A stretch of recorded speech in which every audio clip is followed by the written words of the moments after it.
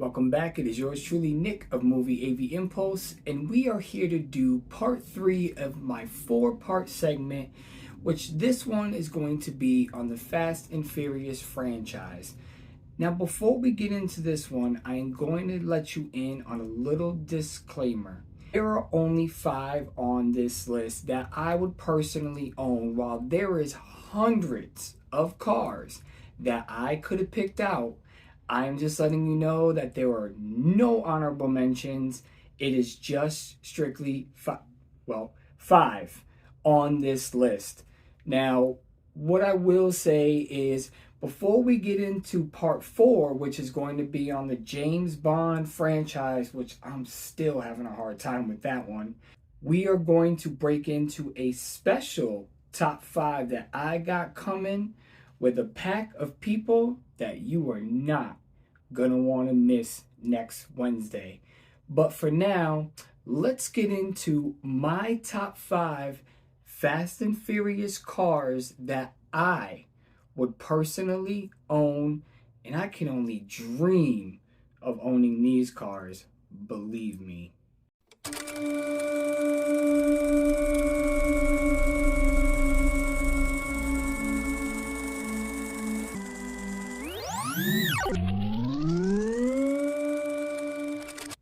Like I said, there are hundreds of cars in the Fast and Furious franchise, and while I don't like the direction after Fast 7 is going into, I watched part 8, haven't seen 9, and I will not see 10. And I just have my own reasons for that. Paul Walker, to me, really made the franchise.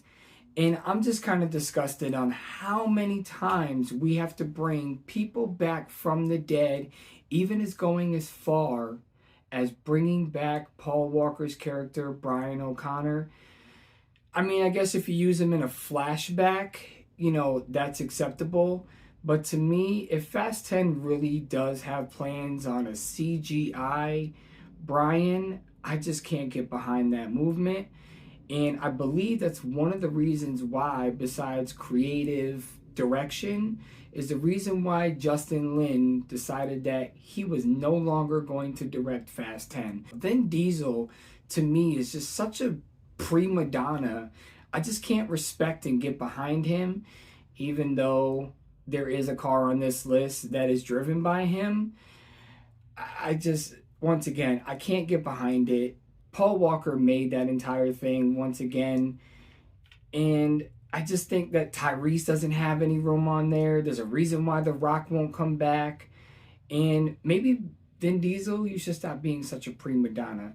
Say what you want, criticize me in the comments, or say whatever you want to say. It doesn't bother me. I don't get offended very easily.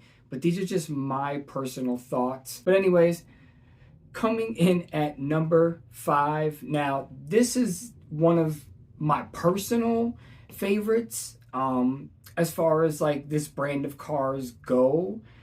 Although there's not much difference between the 8 and the 9, and that's going to be Sean's Evo 9 from Tokyo Drift, which is originally Han's. But I find it funny, the storyline to just fly out to Tokyo and 2 days later you're learning how to drift, smashing up a car, but then you get to the next scene and the car is perfectly fine. It must have cost them a fortune in parts and body panels and work and redoing that paint job a few times.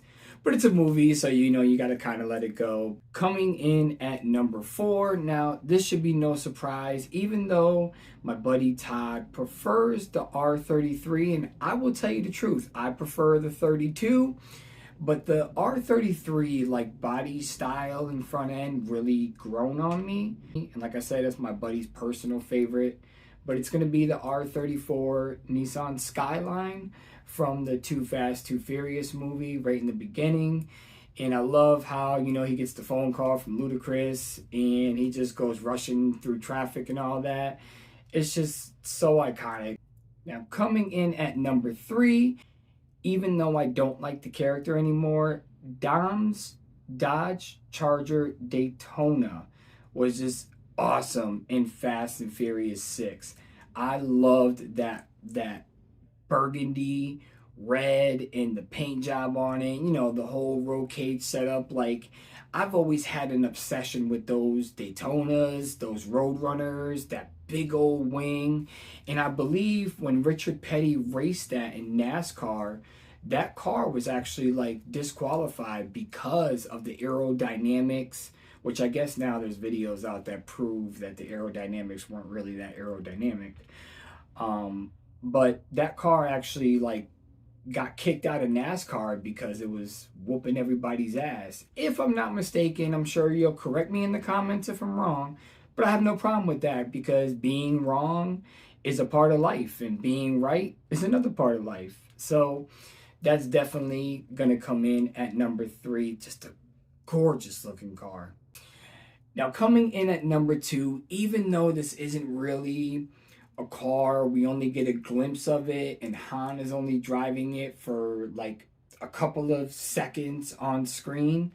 I'm not gonna lie, this car has the best sounding engine ever, and I mean ever, without modifications, in the car industry. And I will argue that with anybody.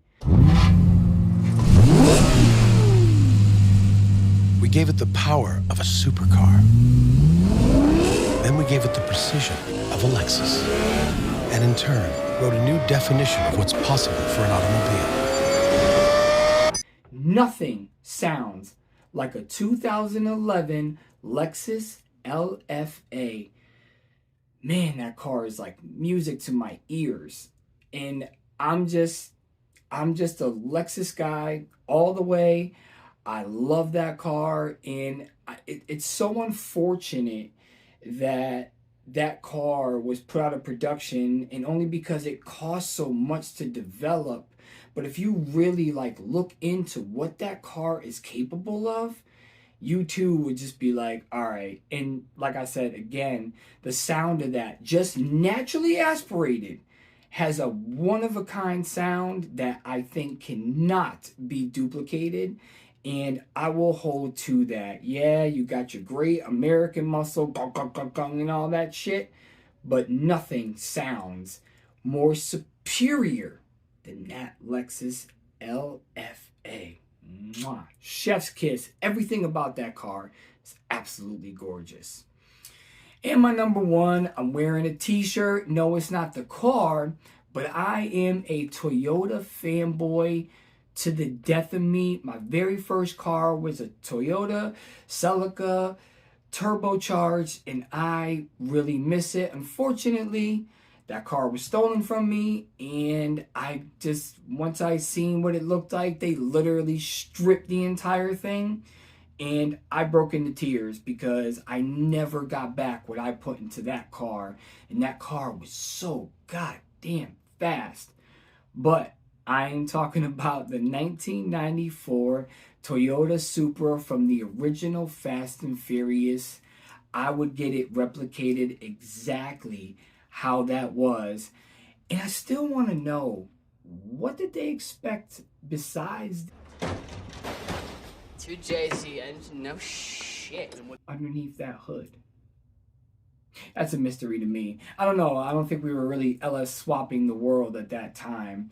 But the 2JZ and the LS, you know, motors are still, like, to me, God tier when it comes to motors. You could just stuff a ridiculous amount of horsepower into these Supras before you got to start changing internals. And to me, that's amazing. It's the same with the you know, the older style pushrod LSs. You know, I still think, in my opinion, I know my buddy Todd will correct me, but I think the LS3 is probably one of my favorite LS motors out of the entire family.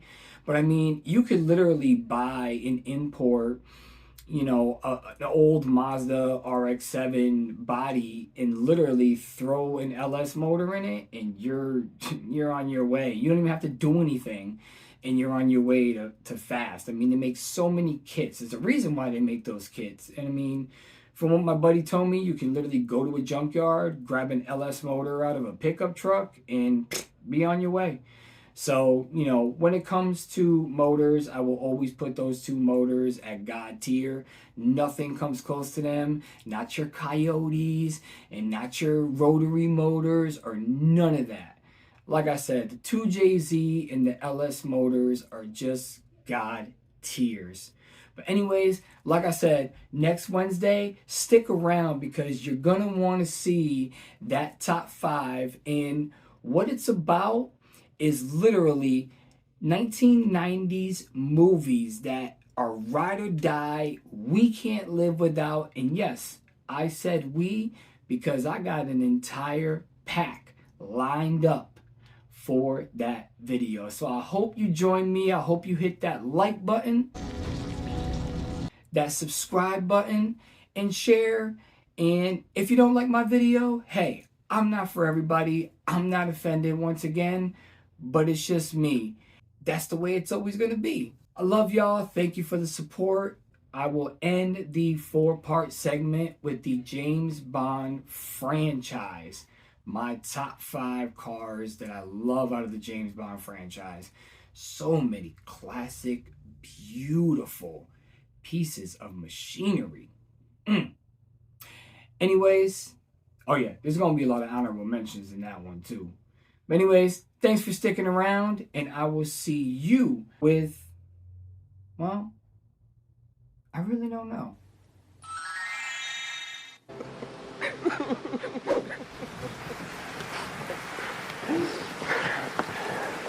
Thank you.